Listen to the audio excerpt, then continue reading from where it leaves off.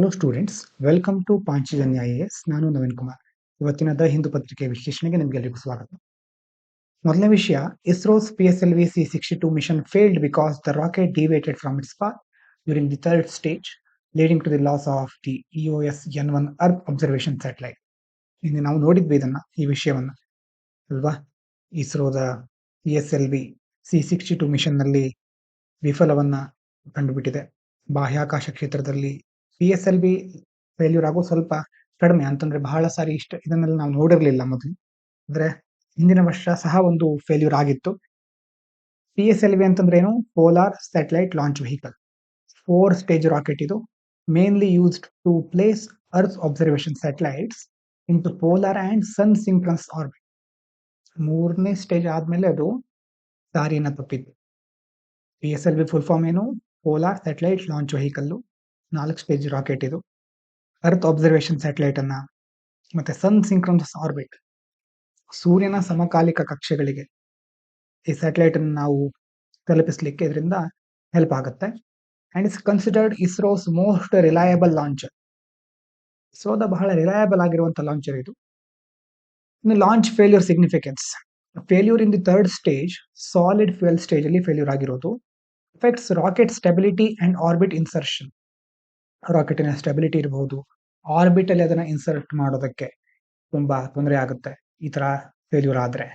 Such incidents are analysed to improve launch reliability, which is crucial for India space, weather, defence and disaster management satellites. ಈಗ failure ಆದ್ಮೇಲೆ analysis ಮಾಡ್ತಾರೆ. ಹೀಗೆ analysis ಮಾಡೋದ್ರಿಂದ ಮುಂದೆ space ಇರಬಹುದು, weather, defence, ಹೀಗೆ ಬೇರೆ ಬೇರೆ ರೀತಿ ಡಿಸಾಸ್ಟರ್ ಮ್ಯಾನೇಜ್ಮೆಂಟ್ ಸ್ಯಾಟಲೈಟ್ ಅದೆಲ್ಲವನ್ನ ಮುಂದಿನ ದಿನಗಳಲ್ಲಿ ನಿರ್ವಹಿಸಲಿಕ್ಕೆ ನಮಗೆ ಸಹಾಯ ಆಗುತ್ತೆ.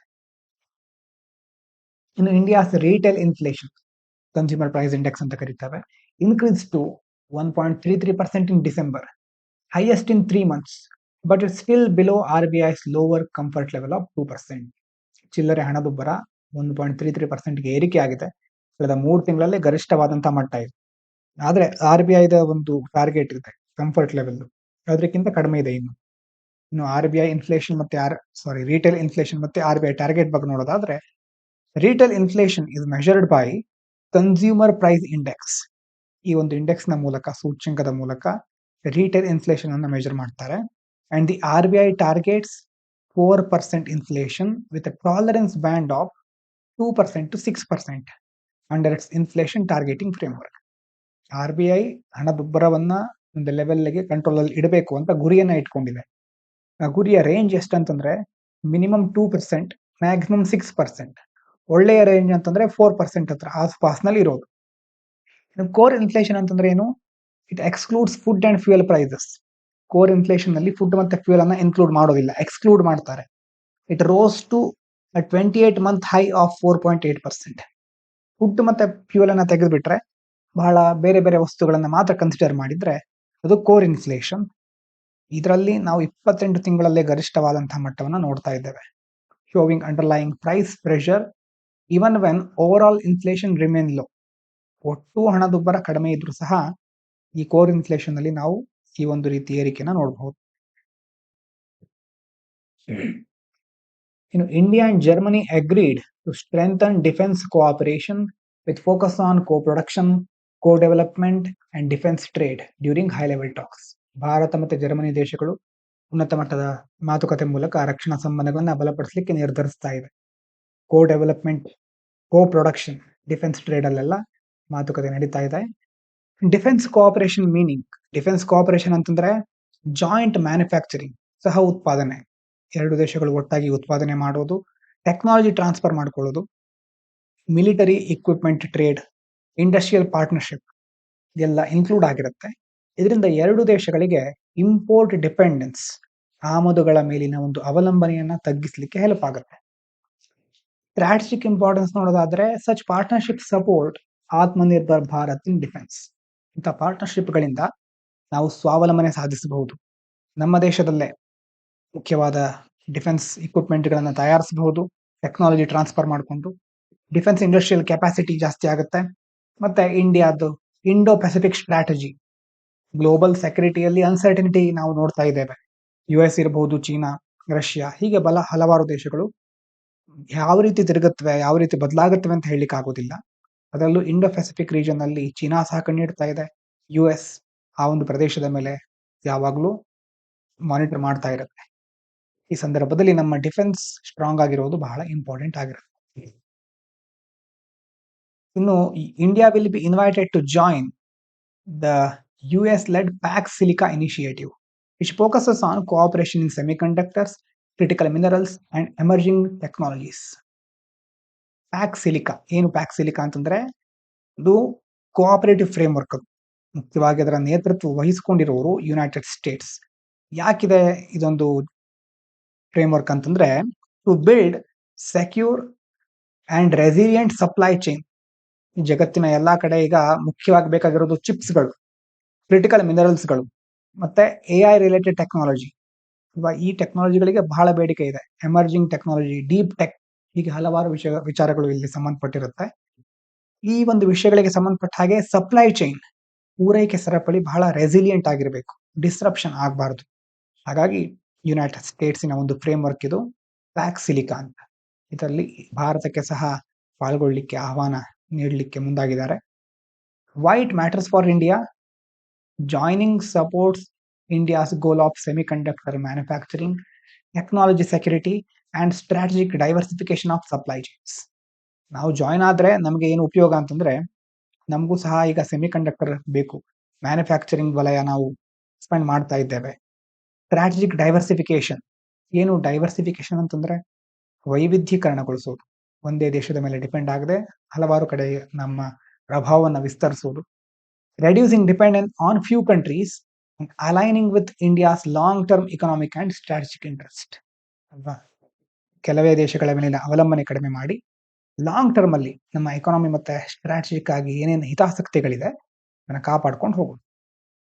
ಅಂದ್ರೆ ಇಂಥ ವಿಚಾರಗಳು ಬಂದಾಗ ಇನ್ವೈಟ್ ಮಾಡಿದ್ದಾರೆ ಅಂತಂದ್ರೆ ಕೆಲವೊಂದ್ ಸಾರಿ ನಾವು ಸಹ ಏನಾದ್ರೂ ಬೆಲೆ ತೆರಬೇಕಾದ ಅವಶ್ಯಕತೆ ಇರಬಹುದು. ಹಾಗಾಗಿ ಬಹಳ ಜಾಗರೂಕವಾಗಿರ್ಬೇಕಾಗುತ್ತೆ. Iran said it is facing a four-front war and called for nationwide rallies amid large protest and rising internal unrest. Iran ಏನ್ ಹೇಳ್ತಾ ಇದೆ, ನಾಲ್ಕು ರೀತಿಯಾದ, ನಾಲ್ಕು ಮುಖದ, ನಾಲ್ಕು ಕಡೆಯಿಂದ ನಾನು ಯುದ್ಧವನ್ನ ಎದುರಿಸ್ತಾ ಇದ್ದೇನೆ, ತೀವ್ರವಾದ ಬಿಕ್ಕಟ್ಟಿದೆ ಅಂತೆಲ್ಲ ಹೇಳ್ತಾ ಇದೆ. ಫೋರ್ ಫ್ರಂಟ್ ಅಂತಂದ್ರೆ ಏನೇನಿಲ್ಲಿ? Pressure on Iran from multiple direction. ಮೊದಲನೇದು ಇಂಟರ್ನಲ್ ಪ್ರೊಟೆಸ್ಟ್, ಆ ದೇಶದ ಒಳಗಡೆನೆ ಪ್ರೊಟೆಸ್ಟ್ಗಳಾಗ್ತಾ ಇದೆ, ಪ್ರತಿಭಟನೆ ನಡೀತಾ ಇದೆ, ನಾಗರಿಕರಿಗೆ ಅಸಮಾಧಾನ ಇದೆ. ಮತ್ತೆ ರೀಜನಲ್ ಟೆನ್ಷನ್ ಇನ್ವಾಲ್ವಿಂಗ್ ಇಸ್ರೇಲ್. ಈ ಕಡೆ ಇಸ್ರೇಲು ಮತ್ತೆ ಇರಾನ್ ಯಾವಾಗಲೂ ಒಂದಕ್ಕೊಂದು ಆಗಿ ಬರೋದಿಲ್ಲ. ಆ ರೀಜನಲ್ ಟೆನ್ಷನ್ ಮೊದಲಿಂದ ಇದೆ. ಈಗ ಯುನೈಟೆಡ್ ಸ್ಟೇಟ್ಸ್ ಹಲವಾರು ವರ್ಷಗಳಿಂದ ಏನ್ ಮಾಡ್ತಾ ಇದೆ, ಸ್ಯಾಂಕ್ಷನ್ಗಳನ್ನ ವಿಧಿಸ್ತಾ ಇದೆ. ಅದ್ರ ಜೊತೆ ಎಕನಾಮಿಕ್ ಪ್ರೆಷರ್, ಇಲ್ಲೂ ಸ್ಯಾಂಕ್ಷನ್ ಇನ್ಕ್ಲೂಡ್ ಆಗಿರುತ್ತೆ. ಹೀಗಾಗಿ ನಾಲ್ಕು ತರ: ಆಂತರಿಕ ಪ್ರತಿಭಟನೆ, ಪ್ರಾದೇಶಿಕ ಉದ್ವಿಗ್ನತೆ, ಅಮೆರಿಕದ ಜೊತೆಗಿನ ಒಂದು ಹಗೆತನ, ಮತ್ತೆ ಆರ್ಥಿಕ ಒತ್ತಡ. ನಾಲ್ಕು ರೀತಿಯಿಂದ ನಾನು ಯುದ್ಧವನ್ನು ಎದುರಿಸಬೇಕಾಗ್ತಾ ಇದೆ ಅಂತ ಇರಾನ್ ಹೇಳ್ತಾ ಇದೆ. ಇನ್ನು sanctions and geopolitics. The European Union is considering more sanctions. Sanctions restrict trade, finance and technology access, impacting a country's economy, currency and public welfare, often increasing domestic instability. ಈಗ ಯುರೋಪಿಯನ್ ಯೂನಿಯನ್ ಸಹ ಹೊಸ ನಿರ್ಬಂಧಗಳನ್ನ ವಿಧಿಸಲಿಕ್ಕೆ ಯೋಜಿಸ್ತಾ ಇದೆ. ಈ ತರ ಮಾಡಿದ್ರೆ ಇರಾನಿನ ವ್ಯಾಪಾರ ಇರಬಹುದು, ಹಣಕಾಸು, ತಂತ್ರಜ್ಞಾನ ಪಡ್ಕೊಳ್ಳೋದು ಇನ್ನಷ್ಟು ನಿರ್ಬಂಧನೆಗೆ ಒಳಗಾಗಬೇಕಾಗತ್ತೆ. ಅದರಿಂದ ಏನಾಗುತ್ತೆ ಅಂತಂದ್ರೆ ದೇಶದ ಒಳಗಿನ ಅಸ್ಥಿರತೆ ಇನ್ನಷ್ಟು ತೀವ್ರ ಆಗ್ತಾ ಹೋಗುತ್ತೆ. ಹಾಗಾಗಿ ನೋಡೋಣ ಮುಂದಿನ ದಿನಗಳಲ್ಲಿ ಇರಾನ್ ಯಾವ ಕ್ರಮವನ್ನು ಕೈಗೊಳ್ಳುತ್ತೆ, ಹೇಗೆ ಬದಲಾಗುತ್ತೆ ಅಂತ. ಇದಾದ್ಮೇಲೆ ಒಂದು ಆರ್ಟಿಕಲ್ ಬಗ್ಗೆ ನೋಡೋಣ. Early investment in children key to India's future. ಮಕ್ಕಳಿಗೆ ಸಂಬಂಧಪಟ್ಟಂತಹ ಒಂದು ಆರ್ಟಿಕಲ್. ಅದರಲ್ಲೂ ಹಿಂದಿನ ಕೆಲವು 2-3 ತಿಂಗಳುಗಳ ಹಿಂದೆ ನಾವು ಇದನ್ನ ಡಿಸ್ಕಸ್ ಮಾಡಿದೀವಿ ಅನ್ಸುತ್ತಲ್ವಾ ಒಂದ್ಸಾರಿ. India wants to become Viksit Bharat and a 30 trillion economy by 2047.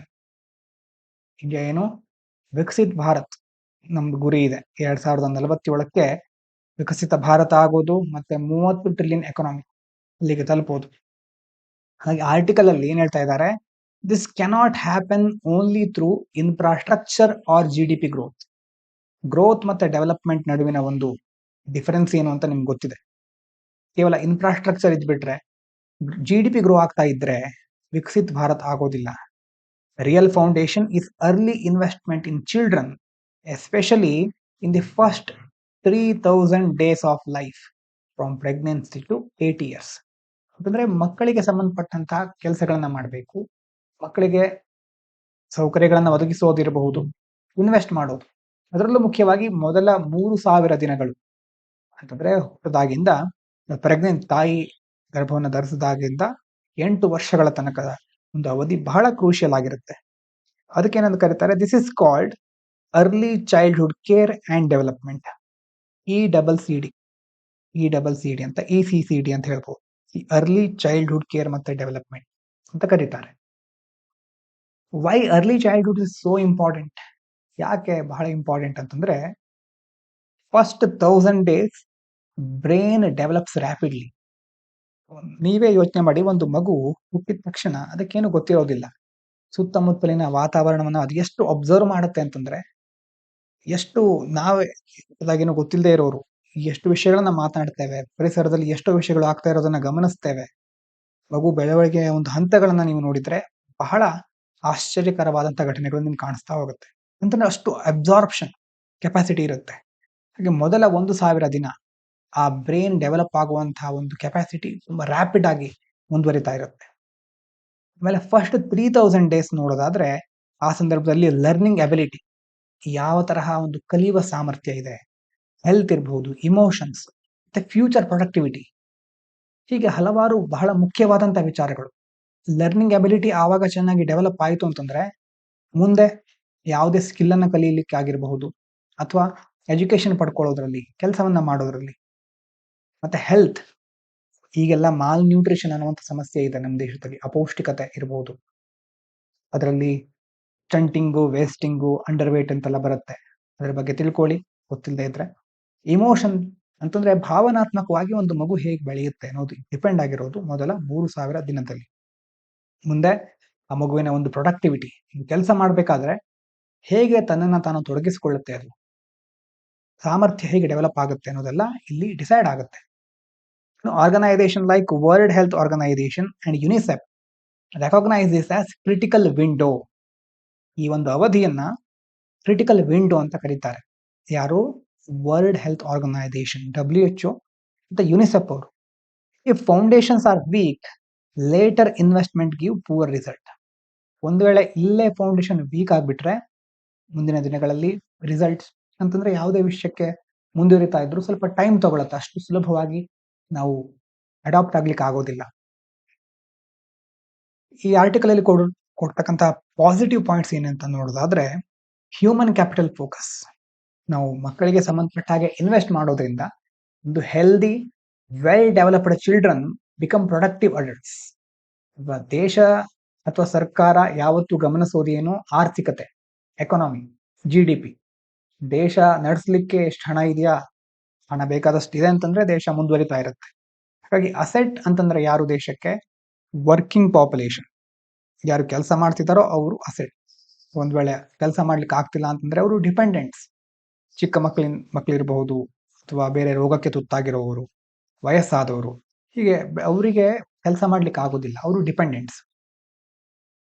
ಹಾಗಾಗಿ ಹ್ಯೂಮನ್ ಕ್ಯಾಪಿಟಲ್ ಮೇಲೆ ಫೋಕಸ್ ಮಾಡ್ಲಿಕ್ಕೆ ನಮಗೆ ಆ ಒಂದು ಬೇಸಿಕ್ ಫೌಂಡೇಶನ್ ಮಕ್ಕಳು ಇರಬೇಕಾದ್ರೆ, ಅಂದ್ರೆ ಚಿಕ್ಕವರಿದ್ದಾಗಿಂದಾನೆ ಆ ಒಂದು ಫೌಂಡೇಶನ್ ಸ್ಟ್ರಾಂಗ್ ಆಗಿರಬೇಕು.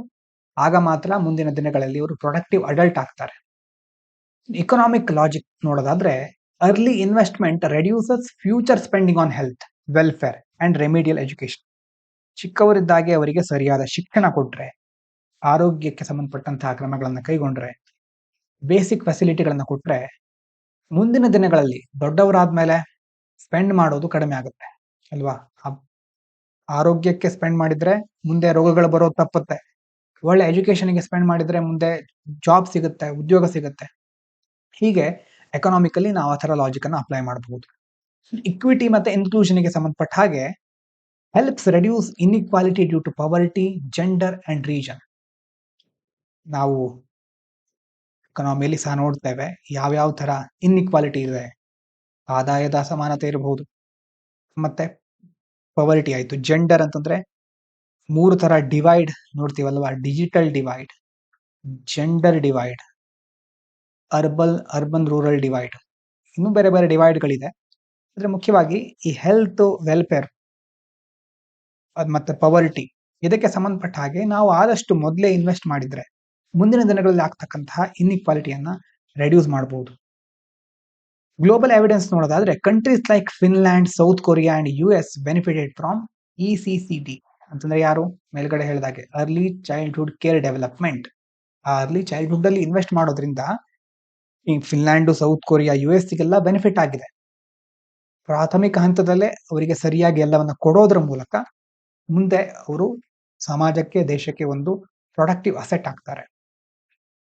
ಇನ್ನು ಭಾರತ ಸಹ ಹಿಂದೆ ಹಲವಾರು ಯಶಸ್ಸುಗಳನ್ನ ಕಂಡಿದೆ. ಇಂಡಿಯಾಸ್ ಪಾಸ್ಟ್ ಸಕ್ಸಸ್ ನೋಡೋದಾದ್ರೆ ಪ್ರೋಗ್ರಾಮ್ಸ್ ಲೈಕ್ ICDS, ಏನು ಫುಲ್ ಫಾರ್ಮ್ ಇದ್ರದ್ದು ICDS, ಇಂಟಿಗ್ರೇಟೆಡ್, ಮುಂದೆ ನೀವೇ ಹೇಳಬೇಕು, Poshan Abhiyan and NHM improved child survival, ಎಲ್ಲ ಒಂದು ಪ್ರೋಗ್ರಾಮ್ಗಳಿಂದ ಚೈಲ್ಡ್ ಸರ್ವೈವಲ್ ನೋಡಿ. ಇಂಥ ಒಂದು ವಿಷಯ ಬಂದಾಗ ಇದು ಎಲ್ಲೆಲ್ಲಿ ಕನೆಕ್ಟ್ ಆಗುತ್ತೆ ನೋಡಿ. GS1 ನಲ್ಲಿ ಸೊಸೈಟಿ ಇರಬಹುದು, ಚೈಲ್ಡ್ ರಿಲೇಟೆಡ್ ಇಶ್ಯೂಗಳು, GS2 ದಲ್ಲಿ ಗವರ್ನೆನ್ಸ್, GS3 ಯಲ್ಲಿ ಸೋಷಿಯಲ್ ಜಸ್ಟಿಸ್, ಆಮೇಲೆ SA ಎಥಿಕ್ಸ್ ಎಲ್ಲ ಕಡೆ ಇಂಪಾರ್ಟೆಂಟ್ ಆಗಿರುತ್ತೆ. ಅದೇ ರೀತಿ ಇದನ್ನ ಕೇವಲ ಮೆನ್ಷನ್ ಮಾಡೋದಲ್ಲ, ಇಲ್ಲಿ ಈ ಪಾಯಿಂಟ್ ಸಿಕ್ಕಿದೆ ನಿಮ್ಗೆ. ಹೇಗೆ ಕನೆಕ್ಟ್ ಮಾಡೋದು? ಇಲ್ಲಿರೋ ವಿಷಯಗಳನ್ನ ಪಡ್ಕೊಂಡು ಈಗ ನಮ್ದು ಇನ್ಫ್ಯಾಂಟ್ ಮಾರ್ಟಾಲಿಟಿ ರೇಷಿಯೋ ಯಾವ ತರ ಇದೆ, ಮೆಟರ್ನಲ್ ಮಾರ್ಟಾಲಿಟಿ ರೇಷಿಯೋ ಎಷ್ಟಿದೆ, ಅದನ್ನ ತಿಳ್ಕೊಂಡು ಅಲ್ಲೂ ಸಹ ಕನೆಕ್ಟ್ ಮಾಡಬೇಕಾಗುತ್ತೆ. ಪೋಷಣ ಅಭಿಯಾನದಿಂದ ಮಾಲ್ನ್ಯೂಟ್ರಿಷನ್ ಎಷ್ಟು ಕಡಿಮೆ ಆಗಿದೆ ಅಲ್ವಾ? ಇದನ್ನ ಕನೆಕ್ಟ್ ಮಾಡಿದಾಗ ನಾವು ಸಕ್ಸಸ್ಫುಲ್ ಆಗಿದೀವ, ಸ್ವಲ್ಪ ಮಟ್ಟಿಗಾದ್ರೂ ನಾವು ಪ್ರಗತಿಯನ್ನ ಕಾಣ್ತಾ ಇದ್ದೀವ ಅಂತ ಗೊತ್ತಾಗುತ್ತೆ. ಇನ್ನು ನೆಗೆಟಿವ್ ಪಾಯಿಂಟ್ಸ್ ಅಥವಾ ಲಿಮಿಟೇಷನ್ಸ್ ನೋಡೋದಾದ್ರೆ ಡಿಲೇಡ್ ರಿಟರ್ನ್ಸ್. ಪೊಲಿಟಿಕಲ್ ಪಾರ್ಟೀಸ್ಗಳಿಗೆ ತಕ್ಷಣ ಏನಾದ್ರೂ ಬೇಕು, ಮುಂದಿನ 5 ವರ್ಷದ ಒಳಗಡೆ ಮತ್ತೆ ವೋಟ್ ಗಳಿಸ್ಲಿಕ್ಕೆ ಏನ್ ಬೇಕು ಅದನ್ನ ಮಾಡ್ತಿರ್ತಾರೆ. ಅವರು ಟೆಂಪ್ರರಿ ಥಿಂಕಿಂಗ್ ನಲ್ಲೇ ಇರ್ತಾರೆ. ಈ ಮಕ್ಕಳ ಮೇಲೆ ಇನ್ವೆಸ್ಟ್ ಮಾಡೋದ್ರಿಂದ benefit appear after 10 to 20 years, politically unattractive. ರಾಜಕೀಯ ಪಕ್ಷಗಳಿಗೆ ಇದರಲ್ಲಿ ಇಂಟ್ರೆಸ್ಟ್ ಇರೋದಿಲ್ಲ. ಮಕ್ಕಳಿಗೆ ಈಗ ಇನ್ವೆಸ್ಟ್ ಮಾಡಿ ಮುಂದೆ ಅವ್ರು ಬಂದು ಅವ್ರು ವೋಟ್ ಮಾಡೋ ತನಕ ನಾವಿರ್ತೇವಾ ಇಲ್ವಾ ಅಂತ ಅನಿಸ್ತಾ ಇರುತ್ತೆ ಪೊಲಿಟಿಕಲ್ ಪಾರ್ಟೀಸ್ಗಳಿಗೆ. ಹಾಗಾಗಿ ಆ ರಿಟರ್ನ್ ಡಿಲೇ ಆಗಿರೋದ್ರಿಂದ ಎಷ್ಟೋ ಸಾರಿ ಥಿಂಕ್ ಮಾಡೋದಿಲ್ಲ ಇಂಥ ವಿಷಯಗಳ ಬಗ್ಗೆ. ಅಷ್ಟೇ ಅಲ್ಲ, ಇಂಪ್ಲಿಮೆಂಟೇಷನ್ ಚಾಲೆಂಜ್ ಇದೆ ಇಲ್ವಾ. Needs coordination between many ministries. ನೋಡಿ, ಮಕ್ಕಳಿಗೆ ಸಂಬಂಧಪಟ್ಟ ಹಾಗೆ ವಿಮೆನ್ ಅಂಡ್ ಹೆಲ್ತ್, ಈ ಕಡೆ health ministry, education ministry, skills, ಹೀಗೆ ಹಲವಾರು ಮಿನಿಸ್ಟ್ರಿಗಳ ಒಂದು ಕೋಆರ್ಡಿನೇಷನ್ ಬೇಕಾಗುತ್ತೆ. ಅದೆಲ್ಲ ಇದ್ದಾಗ ಮಾತ್ರ ಒಂದು ಸ್ಕೀಮ್ ಅನ್ನ ಚೆನ್ನಾಗಿ ಇಂಪ್ಲಿಮೆಂಟ್ ಮಾಡ್ಲಿಕ್ಕೆ ಸಾಧ್ಯ. ಎಜುಕೇಶನ್ ಮಿನಿಸ್ಟ್ರಿ ಇರ್ಬೋದು, ಹೀಗೆ ಎಲ್ಲ ಇಂಟರ್ ಕನೆಕ್ಟ್ ಆಗಿರುತ್ತೆ ಅಲ್ಲಿ. ಹಾಗಾಗಿ ಆ ಕೋಆರ್ಡಿನೇಷನ್ ಇಲ್ಲದೆ ಇದ್ರೆ ಇಂಪ್ಲಿಮೆಂಟೇಷನ್ ಕರೆಕ್ಟ್ ಆಗಿ ಆಗೋದಿಲ್ಲ. ಒಂದು ಮಿನಿಸ್ಟ್ರಿ ಇನ್ನೊಂದು ಮಿನಿಸ್ಟ್ರಿಯ ಮೇಲೆ ಭಾರವನ್ನು ಹಾಕಿ ತಪ್ಪಿಸ್ಕೊಂಡ್ಬಿಡುತ್ತೆ. Capacity issues. Anganwadis and front line workers already over burden ಆಗ್ಬಿಟ್ಟಿದ್ದಾರೆ ಅವರು ಅಲ್ವಾ. ಉದಾಹರಣೆಗೆ ಆಶಾ ಕಾರ್ಯಕರ್ತೆಯರು ನೋಡಿ, ನಿಮ್ಮ ಊರಿನಲ್ಲೇ ಇರುವಂತಹ ಅಂಗನವಾಡಿ ವರ್ಕರ್ಸ್ ನೋಡಿ, ಎಷ್ಟು ಕೆಲಸ ಇರುತ್ತೆ ಅವರಿಗೆ. ಮನೆ ಮನೆ ಭೇಟಿ ಇರಬಹುದು, ಮತ್ತೆ ಎಷ್ಟೋ ಸಾರಿ ಮಕ್ಕಳಿಗೆ ಫುಡ್ ಅನ್ನ ಒದಗಿಸೋದು, ಈಗ ಹಲವಾರು ಕೆಲಸಗಳಿಂದ ಅವ್ರಿಗೆ ಆಲ್ರೆಡಿ ಬರ್ಡನ್ ಜಾಸ್ತಿ ಆಗ್ಬಿಟ್ಟಿದೆ. ಹಾಗಾಗಿ ಕೆಪಾಸಿಟಿ ಇಶ್ಯೂಗಳು ಸಹ ಇದೆ. Universal approach is costly. Covering middle and upper income groups needs more resources.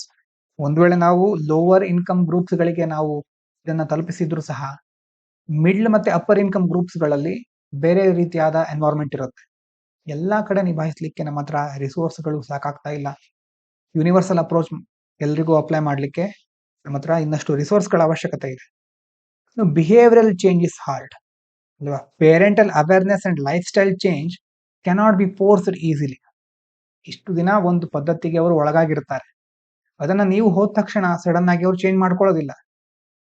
Money ಪ್ರಾಬ್ಲಮ್ಗಳನ್ನ ಮನಿಯಿಂದ solve ಮಾಡಬಹುದು, ಆದ್ರೆ ಮೈಂಡ್ ಸೆಟ್ ಪ್ರಾಬ್ಲಮ್ಗಳನ್ನ ಮನಿಯಿಂದ ಸಾಲ್ವ್ ಮಾಡ್ಲಿಕ್ಕೆ ಆಗೋದಿಲ್ಲ. ಹಾಗಾಗಿ ಜನರ ಮನಸ್ಥಿತಿ ಬದಲಾಗಬೇಕು ಅಂತಂದ್ರೆ ರಾಡಿಕಲ್ ಚೇಂಜ್ ಆಗ್ಬೇಕಾಗತ್ತೆ. ರಾಡಿಕಲ್ ಅಂತಂದ್ರೆ ಒಂದು ದಿನಕ್ಕೆ ಆಗೋದು ಅಂತಲ್ಲ, ನಿಧಾನವಾಗಿ ಗ್ರಾಜುವಲ್ ಆಗಿ ನಾವು ಅದನ್ನ ಎಜುಕೇಶನ್ ಮೂಲಕ ಅಥವಾ ಬೇರೆ ಬೇರೆ ಅರಿವು ಮೂಡಿಸೋದ್ರ ಮೂಲಕ, ಕಾರ್ಯಕ್ರಮಗಳ ಮೂಲಕ ತಿಳಿಸ್ಬೇಕಾಗತ್ತೆ. ಇಲ್ದೇ ಇದ್ರೆ ಒಂದು ದಿನದ ಬದಲಾವಣೆ ಒಂದೇ ದಿನಕ್ಕೆ ಮುಗಿದು ಬಿಡುತ್ತೆ. ಇವತ್ತೇನೋ ದೊಡ್ಡ ಹಾದಿಯಲ್ಲಿ ಸಾಕ್ತಾ ಇದ್ದಾರೆ ಅಂತಂದ್ರೆ ಎಮೋಷನಲ್ ಆಗಿ ನಾವು ಅದನ್ನ ಕನ್ವರ್ಟ್ ಮಾಡೋ ಬದಲು ಇಂಟೆಲೆಕ್ಚುವಲ್ ಆಗಿ ರಿಯಲೈಸೇಷನ್ ಮಾಡಿಸ್ಬೇಕಾಗತ್ತೆ. ಇಲ್ದೇ ಇದ್ರೆ ಆ ದೊಡ್ಡ ಬದಲಾವಣೆಗಳು ಬಹಳ ದಿನ ಉಳಿಯುವುದಿಲ್ಲ. ಬಿಹೇವಿಯರಲ್ ಚೇಂಜ್ ಅನ್ನೋದು ಅಷ್ಟು ಈಸಿಯಾಗಿ ನಾವು ಮಾಡ್ಲಿಕ್ಕೆ ಆಗೋದಿಲ್ಲ. ಇನ್ನು ಈಗ ನಾವು ಫಾಲೋ ಮಾಡ್ತಿರ್ತಕ್ಕಂಥ ಅಪ್ರೋಚ್ ನಲ್ಲಿ ಏನು ದೋಷಗಳಿದೆ, ಕೆಲವರು ಟೀಕೆ ಮಾಡೋದೇನಂತಂದ್ರೆ ನಾವೀಗ ಜಸ್ಟ್ ಯಾವುದ್ರ ಮೇಲೆ ಫೋಕಸ್ ಮಾಡ್ತಿದ್ದೇವೆ? ಸರ್ವೈವಲ್ ಮೇಲೆ. Focus has been mostly on survival.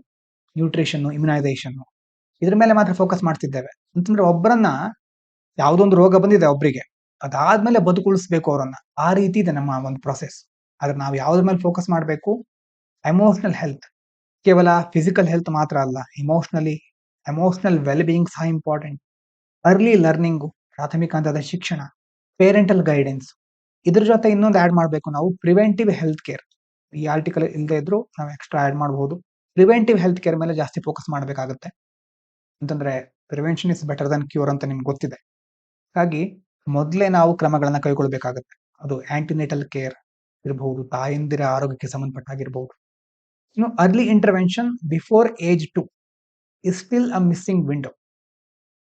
2 ವರ್ಷಗಳಿಗಿಂತ ಮೊದಲೇ ಅವರಿಗೆ ಬೇಕಾದ ಸೌಲಭ್ಯಗಳನ್ನು ಒದಗಿಸೋದು ಇನ್ನೂ ಸರಿಯಾಗಿ ಆಗ್ತಾ ಇಲ್ಲ. ಹಾಗಾಗಿ ಅದರ ಬಗ್ಗೆ ಸಹ ಫೋಕಸ್ ಮಾಡಬೇಕು. ವೇ ಫಾರ್ವರ್ಡ್ ಅಲ್ಲಿ ಏನ್ ಬರೆಯೋದು? Treat ECCD. ಈಗ ಹೇಳಿ, ಫುಲ್ ಫಾರ್ಮ್ ಏನು ಇದರದ್ದು? ಅರ್ಲಿ ಹೇಳ್ಬೇಕು ನೀವು ಮುಂದೆ. ECCD, treat ECCD as an economic investment, not welfare. ಅಲ್ವಾ? ಇದೊಂದು ಕಲ್ಯಾಣ ಕಾರ್ಯಕ್ರಮ ಅಲ್ಲ, ಇದು ಸರ್ಕಾರ, ದೇಶ ತನ್ನ ಮುಂದಿನ ಪ್ರಜೆಗಳಿಗೋಸ್ಕರ ಮಾಡ್ತಿರ್ತಕ್ಕಂಥ ಇನ್ವೆಸ್ಟ್ಮೆಂಟ್. ಮುಂದೆ ಇದೇ ಎಕನಾಮಿಕಲಿ ಡಿವಿಡೆಂಡ್ ಆಗಿ ವಾಪಸ್ ಬರುತ್ತೆ. Create a national ECCD mission. ಹೊಸ ಮಿಷನ್ ಅನ್ನ ಕ್ರಿಯೇಟ್ ಮಾಡೋದು. ಮಿಷನ್ಗಳು ತುಂಬಾ ಇದೆ ಆಲ್ರೆಡಿ. ಕ್ರಿಯೇಟ್ ಮಾಡಿದ್ರೆ ಮಾತ್ರ ಅದರಿಂದ ಏನು ಪ್ರಯೋಜನ ಇಲ್ಲ. ಕ್ರಿಯೇಟ್ ಮಾಡಿ ಅಲ್ಲಿ ಸರಿಯಾಗೆಲ್ಲ ನಡೀತಾ ಇದೆ ಅಂತಂದ್ರೆ ಓಕೆ. ಸ್ಟಾರ್ಟ್ ಸಪೋರ್ಟ್ ಬಿಫೋರ್ ಬರ್ತ್. ಪ್ರೀ ಕನ್ಸೆಪ್ಷನ್ ಇಂದ ಪೇರೆಂಟಲ್ ಕೌನ್ಸಿಲಿಂಗ್ ಇರಬಹುದು. ಪ್ರತಿ ಹಂತದಲ್ಲೂ ಸಪೋರ್ಟ್ ಸಿಸ್ಟಮ್ ಅನ್ನು ಡೆವಲಪ್ ಮಾಡೋದು. ಮತ್ತೆ ಪೇರೆಂಟ್ಸ್ ಗಳಿಗೆ ಟ್ರೈನಿಂಗ್ ಕೊಡೋದು. ಅದು ಅರ್ಲಿ ಸ್ಟಿಮ್ಯುಲೇಷನ್ ಇರಬಹುದು, ಗ್ರೋತ್ ಮಾನಿಟರಿಂಗ್. ಇದೆಲ್ಲದರಲ್ಲಿ ಪಾಲಕರಿಗೆ ಯಾವ ರೀತಿ ಆ ಒಂದು ಪ್ರೊಸೆಸ್ಗಳಿರುತ್ತೆ, ಹೇಗೆ ಅವರು ಜಾಗರೂಕರಾಗಿರ್ಬೇಕು ಅನ್ನೋದನ್ನ ತಿಳಿಸಬೇಕಾಗುತ್ತೆ. Strengthen care and learning for 2 to 5 years age group. 2 ರಿಂದ 5 ವರ್ಷದವರ ಒಂದು ಏಜ್ ಗ್ರೂಪಿಗೆ ಸಂಬಂಧಪಟ್ಟ ಹಾಗೆ ಕೇರ್ ಇರಬಹುದು, ಲರ್ನಿಂಗ್ ಅನ್ನ ಇನ್ನಷ್ಟು ಬಲಗೊಳಿಸಬೇಕಾಗುತ್ತೆ. ಮತ್ತೆ ಹೆಲ್ತ್, ನ್ಯೂಟ್ರಿಷನ್, ಎಜುಕೇಶನ್ ಇದೆಲ್ಲ ಒಂದಕ್ಕೊಂದು ಲಿಂಕ್ ಆಗಿರೋದು. ಇದನ್ನ ಇಂಟಿಗ್ರೇಟ್ ಮಾಡಿಕೊಂಡು ನಾವು ಯೋಜನೆಗಳನ್ನ, ಸ್ಕೀಮ್ಗಳನ್ನ ಜಾರಿಗೆ ತರಬೇಕಾಗುತ್ತೆ. So make ECCD a citizen led movement, not only government driven.